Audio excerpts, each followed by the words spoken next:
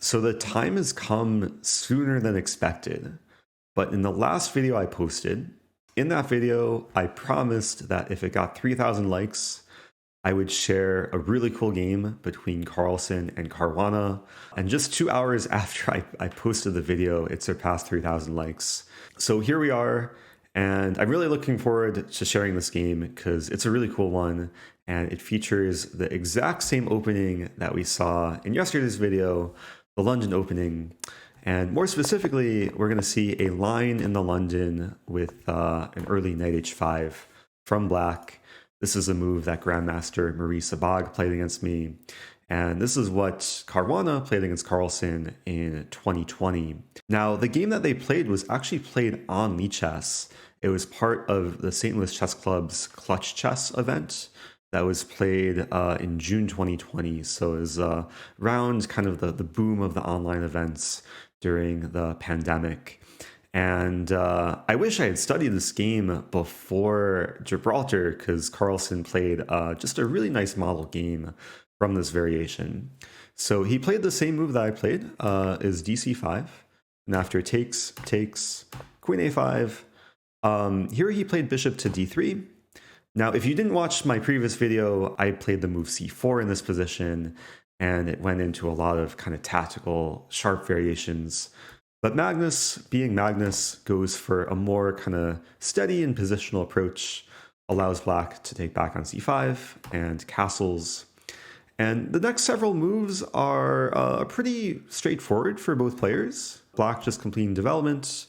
White improves the knight with tempo against the queen. Fabiano retreats, and queen d2, bishop g7, c3, castling, rook e1, and bishop g4. So far, nothing really too special from either side. Even the top players in the world, they still follow opening principles from time to time. And with bishop g4, black is of course threatening to take and give white triple pawns. So white doesn't have too many options here. I do like the move that Magnus played, queen to e3. Very simply centralizing the queen, reinforcing the knight, also pressuring the e-file a bit. And here Caruana decides to take immediately on f3, which at first I thought was a little bit surprising given that black had the bishop pair and very quickly just gives it up. But then I realized that light squared bishop for black doesn't really have a great place, especially if h3 is coming. Black probably wants to trade before white can land a move like knight e5. So after takes, e6. And here I think it's safe to say that we've officially left the opening and the players are entering the middle game. And this is where white can start trying to formulate some plans. I think a lot of players here would very simply just improve the rook a d1.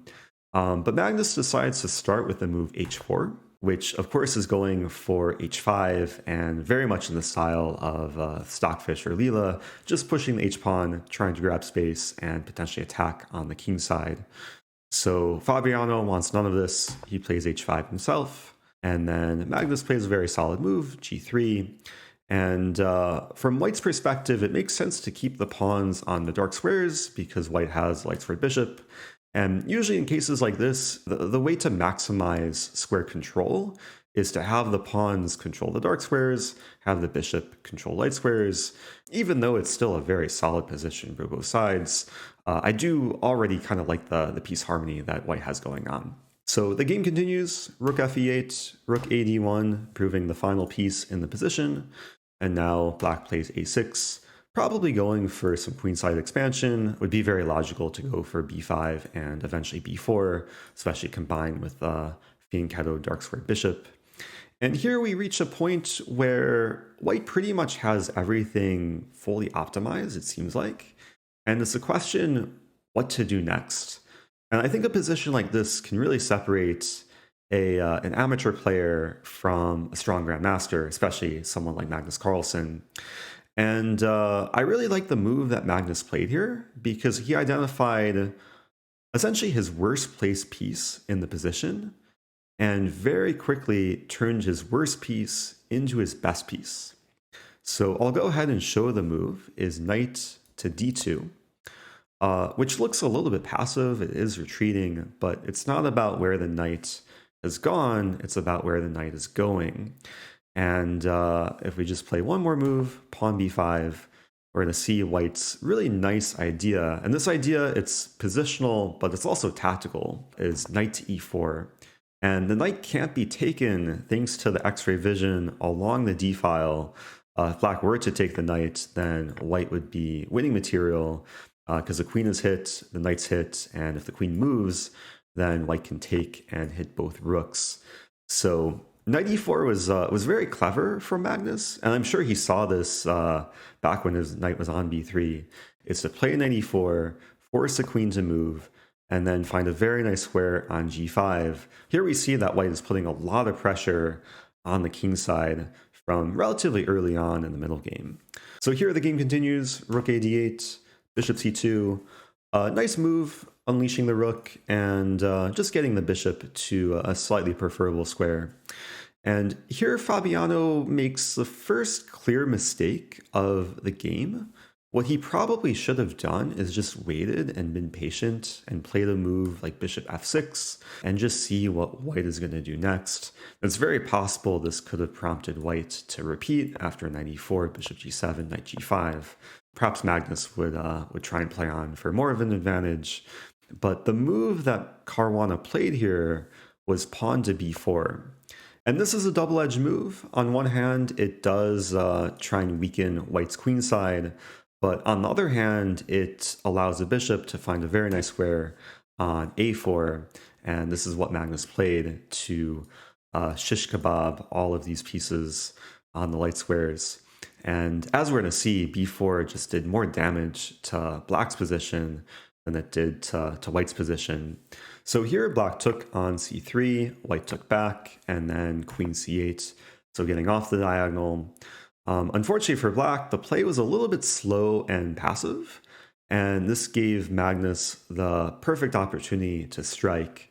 And in this position, he came up with a really beautiful move that I think a lot of players just wouldn't consider here, is a move pawn to f5.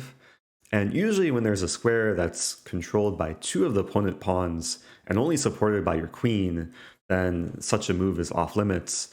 But here white takes advantage of the fact that whichever pawn takes, there's going to be things hanging. If the g pawn takes, then h pawn will be undefended, and if the e pawn takes, then d5 will be undefended. And already black is under serious pressure. In the game, Fabiano took on f5 with the g pawn, and I was really impressed with Magnus's next move because it looks like queen takes h5 is a no-brainer.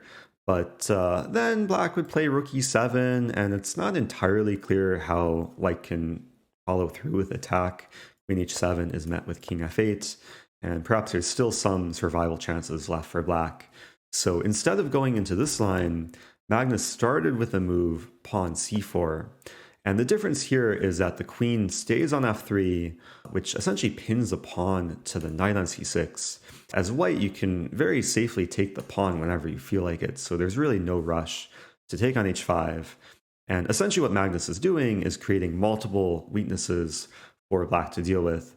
And usually when there's multiple targets to attack, then it's easier to win material and come out on top.